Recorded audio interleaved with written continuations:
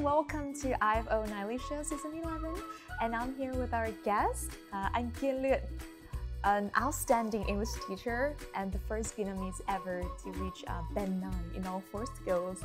That's amazing. Welcome to the show. Hello everyone, my name is Kiên and I'm really happy to be back on the show. I didn't really take any interest in subjects like English or literature, so I thought that boring jobs like relating to technical stuff would suit me better. The ultimate goal of a language is its communicative function, right? Like it helps the learners to communicate their ideas in the language. So I always try to keep that in mind in every single task or activity that I organize in my class. And I guess the grammar translation approach, which is still very popular in Vietnam, is not really something that I would employ in my class, even though it does give the learner a kind of structure to the language. They feel like, if you want to use this kind of sentence, you need to know where to put a certain word and how to change the forms of a certain word to fit that kind of sentence, right?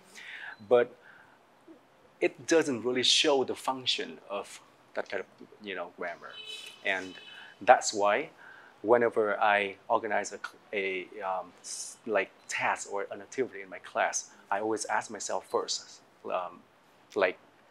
so does this activity help my students in any way, in using the language in any way?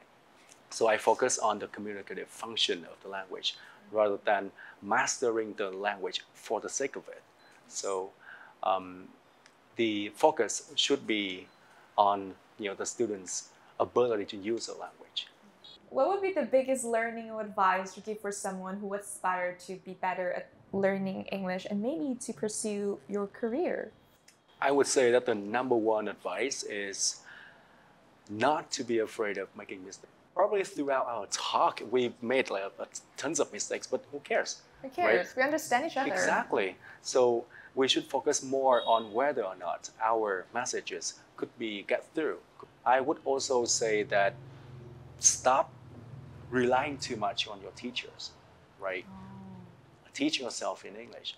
If you are interested in something, you can explore that kind of thing in English, right? If you're supposed to learn something in a class, why don't you also read that kind of thing in English as well, right? So do what you like, do what you have to do in English, incorporate English into your life, and of course English just comes to you naturally. You don't even need to try anything.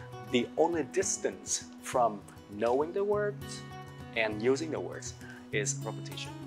So whatever you do, you can just focus on that, and it's going to improve your English ability a lot.